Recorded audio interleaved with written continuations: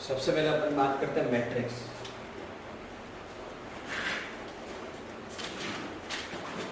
Matrix होती क्या है? मैट्रिक्स क्या होता है? ये चैप्टर है, क्वेश्चन भी कर लेंगे, रट भी लेंगे और पास भी जाएंगे, लेकिन सबसे बड़ी बात क्या है कि हमको क्या करना है, इसको समझना है। मीडियम कौन सा आपका, हिंदी या इंग्लिश? तो पेपर आप हिंदी में दे रहे हैं। मैट्रिक्स जिसको आप हिंदी में क्या बोलते हैं, आर्ग्यू। लेकिन मैथ्स मोस्टली आपको इंग्लिश में ही पढ़नी पड़ी है, मैथ्स हिंदी में होती तो हिंदी वो जरा टफ है। मैट्रिक्स का मतलब क्या होता है, आपके पास बहुत सारे डेटा दे रखे होंगे, बहुत सारी इंफॉर्मेशन होगी, बहुत सारे नंबर दे रखे होंगे, जिसको जब आप रो और कॉलम के फॉर्म में क्या करते हो, उसको अरेंज करते हो। रो का मतलब होता है आपके पास पंक्ति, एक होता है रो चलती है ऐसे आड़ी, और कॉलम चलता है खड़ा वाला जो चलता है ना। तो जब आपके पास जो भी डेटा है, जो भी नंबर है, उनको जब आप रो और कॉलम में आप अरेंज करते हो, उसको जमाते हो, तो उसको हम क्या बोलते हैं, मैट्रिक्स। ठीक है, कैसे मैं बताता हूँ आपको। जैसे आपके पास कोई डेटा है, डेटा क्या है, जैसे इधर आपका आ गया कैटेगरी ए, बी और सी, ठीक है, और इधर आ गया आपका आइटम,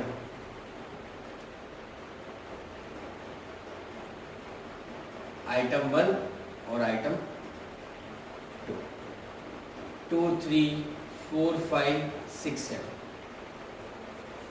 ऐसे आपको दे रखा है, और आपको बोला है इसको क्या करना है, मैट्रिक्स के तरीके से आप उसको अरेंज करना है। किसके रूप में, मैट्रिक्स के रूप में। तो आप क्या करोगे, इसको रो और कॉलम के फॉर्म में जो है उसको अरेंज करना है। 2, 3, 4, 5, 6 और 7, जिसमें ये तो आपकी कहलाती रो और ये आपके कहलाता है, ठीक है, और इसको हम लोग बोलते हैं एम और इसको बोलते हैं हम एन, और ये बोलते हैं अपन M into N, rho into column. जब भी आप मैट्रिक्स पढ़ोगे तो जो भी नंबर्स होंगे, जब भी आप मैट्रिक्स पढ़ोगे कोई भी नंबर होंगे, जब आपको अरेंज करने के लिए बोला जाएगा तो उसके अकॉर्डिंग आपको अरेंज करना है, लेकिन होगा अरेंज ऐसे ही, रो आएगी और कॉलम आएगी। कभी ऐसा नहीं होगा कि रो ऐसे आ जाएगी, कॉलम ऐसा आ जाएगा। रो हमेशा ऐसे आएगी हॉरिजॉन्टल फॉर्म के अंदर, और कॉलम हमेशा खड़े आएंगे स्टैंडिंग फॉर्म के अंदर। तो ये होता है आपका मैट्रिक्स। ये जब हम क्या करते हैं, बहुत सारे नंबर्स होते हैं, उनको जब हम रो और कॉलम के फॉर्म में अरेंज करते हैं, जिसको बोल सकते हैं अपन लोग इंग्लिश में बोलते हैं रेक्टेंगल फॉर्म, और अब हिंदी बोलते हैं आयताकार फॉर्म के अंदर। इसमें आयताकार फॉर्म में जब हम लोग उसको क्या करते हैं, अरेंज करते हैं, उसको सेट करते हैं, उसको जमाते हैं, तो उसको हम लोग क्या बोलेंगे, ठीक है, क्लियर? लिखो,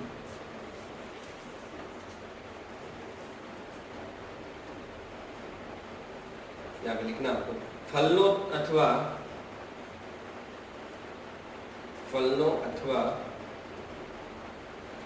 संख्याओं को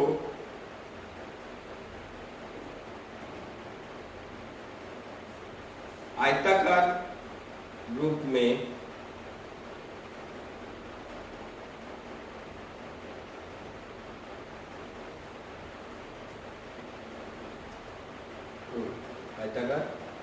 रूप में व्यवस्थित करते हैं, उसे आव्यू ब्रैकेट में मैट्रिक्स आव्यू कहते हैं।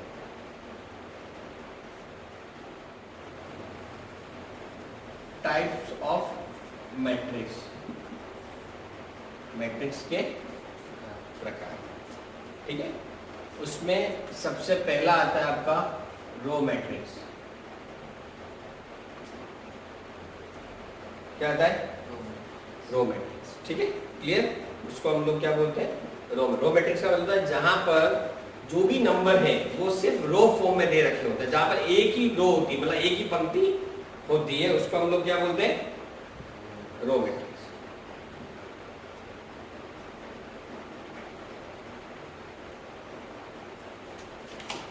रो मैट्रिक्स मतलब है जहां पर लाइन कितनी होती है, रो कितनी होती है, सिर्फ कॉलम कितने भी हो, लेकिन रो कितनी होती है, एक, उसको क्या बोलेंगे अपन, रो मैट्रिक्स, जैसे आप देखना यहाँ पर 1 2 3 4 5 6 7 ये रो होती है, अभी मैंने समझाया। अब आप देखो कॉलम का मतलब तो क्या होगा, ये 1 column 2 column 3 column 4 column 5 column 6 column 7 column, लेकिन रो कितनी है? तो ऐसी मैट्रिक्स जिसमें सिर्फ एक ही रो होती है, कॉलम कितने भी हो, उसको क्या बोलेंगे अपन? Row matrix. क्लियर? जहां पर ऐसी मैट्रिक्स, ऐसा आव्यूह जहां पर पंक्ति कितनी होती है? एक। जहां रो सिर्फ कितनी होती है? एक। उसको क्या बोलेंगे अपन? Row matrix. अब इसको अपन लिख सकते हैं क्या? मैंने बोला था m इंटू n, पहले आती रो और फिर क्या आता है? तो रो तो वही 1 और कॉलम कितने हो गए? 1 2 3 4 5 6 7, 1 इंटू। दूसरा आता है आपके पास कॉलम मैट्रिक्स।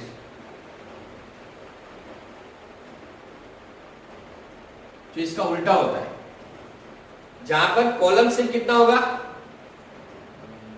सिर्फ एक, और रो बहुत सारे। इसमें क्या था?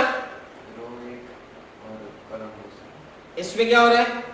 कॉलम एक और रो बहुत। जैसे है 1 2 3 4 5 6 7, दिख रहा है आपको? Same m into n. तो यहाँ m तो कितना हो जाएगा? 7, और n कितना हो जाएगा? ठीक है, रो है आपकी 7, लेकिन कॉलम कितना आपका? तो ये क्या कहलाता है? आपकी कॉलम मैट्रिक्स। नोट करो, जीरो मैट्रिक्स। इसके नाम से पता, जीरो को हम लोग नल मैट्रिक्स भी बोलते हैं। नल मैट्रिक्स, ठीक है। जीरो मैट्रिक्स का मतलब क्या है? जो भी आपकी मैट्रिक्स के अंदर रो और कॉलम है वो सब जीरो है। 0 0 0 0 0 और, तो उसको क्या बोलेंगे अपन? नल या फिर जीरो मैट्रिक्स। के जहां पे आपके रो या कॉलम, उसके ईच एंड एवरी आइटम क्या है? जीरो। अगर इसको मैं लिखूं m इंटू n में, तो कितनी रो और कितने कॉलम है? रो जीरो है। रो रो रो एक। क्यों? एक रो ये रही और एक ये रो कहलाती है। दो तो रो और कॉलम, ये एक कॉलम, ये दो और ये, ठीक है। अगली जो मैट्रिक्स है वो आपकी है स्क्वायर मैट्रिक्स।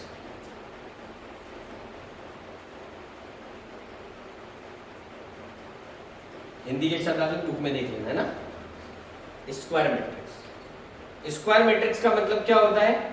ऐसे मैट्रिक्स जिसके रो और कॉलम दोनों बराबर हो। अगर रो 3 है तो कॉलम भी, और कॉलम 3 है तो रो भी, रो 2 है तो कॉलम 2, रो अगर 5 है तो कॉलम 5। ऐसे मैट्रिक्स जिसके रो और कॉलम दोनों क्या होंगे? बराबर, ठीक है। 1 2 3 4 5 6 7 8 और दिख रहा है 3 2 3। ये row, first row, second row, third row, first column, second column और, तो ये कौन सी मैट्रिक्स हो जाएगी आपकी? स्क्वायर मैट्रिक्स, ठीक है। नोट करो। नेक्स्ट है आपका डायगोनल मैट्रिक्स।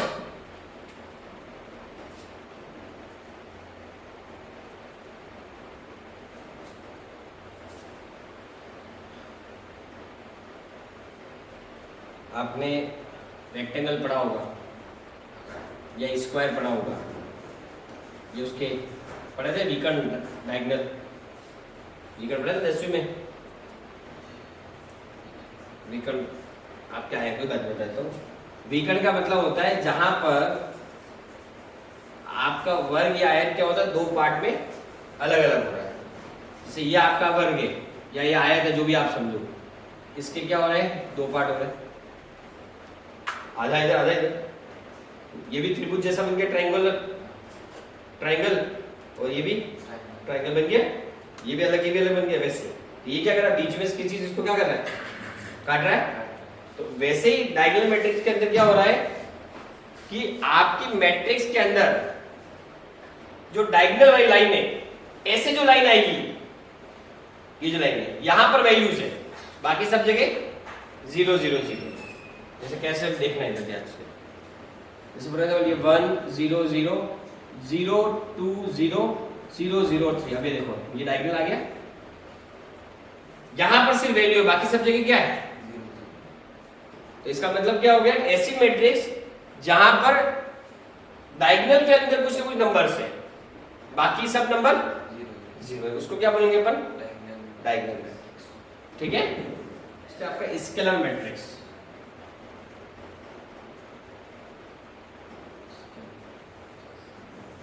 इसमें क्या होगा? ये 0 0 तो होगा, लेकिन ये जो तीनों नंबर है 1 2 3 वो तीनों बराबर होंगे। मतलब क्या हो गया? जैसे 1 0 1 अपन 2 ले रहा है, 0 0 0 2 0 0 0, तो क्या कहलाएगा आपका? क्या हो रहा है? जो डायगोनल है वहां पे जो भी नंबर है वो सब क्या है? इक्वल है, बाकी सब जगह इसको क्या बोलेंगे अपन? Scalar matrix. ठीक है, देन आएगा यूनिट मैट्रिक्स।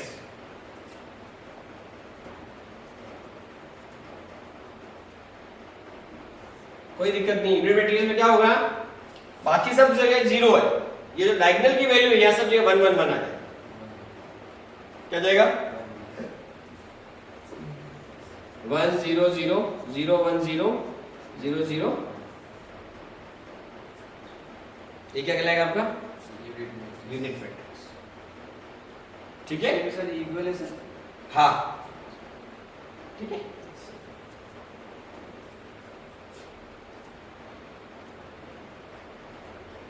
देन आएगा आपका एक इक्वल मैट्रिक्स। क्या आएगा? इक्वल।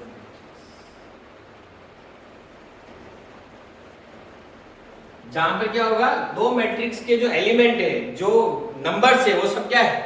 इक्वल। क्या है?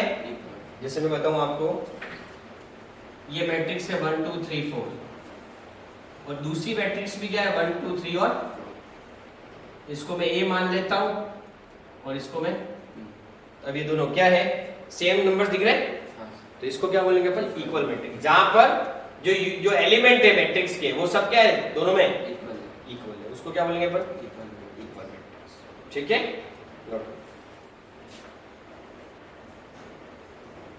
एडिशन ऑफ मैट्रिक्स को क्या करना? आपस में जोड़ना। ठीक है, जैसे आपको देखो एक मैट्रिक्स आपको दे रखी है 1 2 3 4 5 6, 1 2 3 4 5 एंड 6। दूसरी मैट्रिक्स आपको दे रखी है 2 3 4 0 -1 2 0 -1 एंड 2, और आपको बोला क्या करना? एडिशन करना है। एडिशन का मतलब क्या होता है? a plus b। अब देखो मैट्रिक्स को कैसे जुड़ेगा? ये एलिमेंट इससे जुड़ेगा, इसको हम लोग बोलते हैं ए आई, ये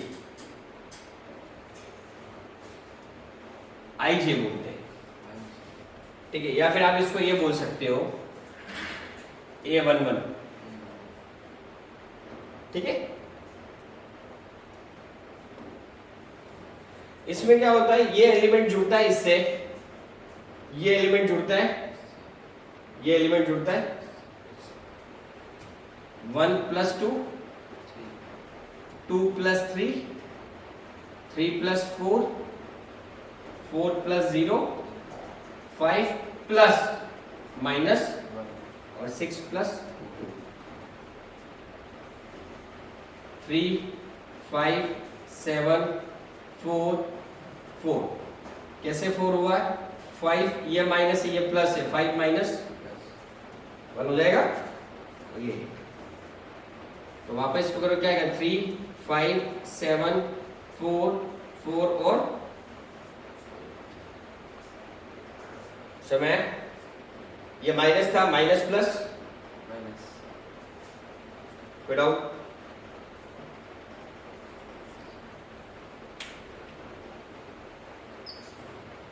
वन को 2 से, 2 को 3 को 4 को 5 को 6 को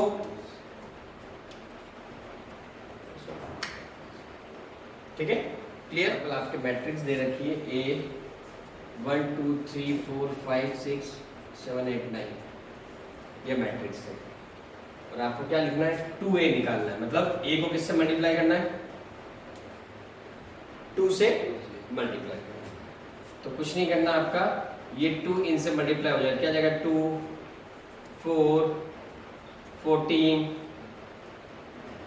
6 8 16 10 12 एंड 2 को क्या कर दिया अपन ने मैट्रिक्स से मल्टीप्लाई कर दिया।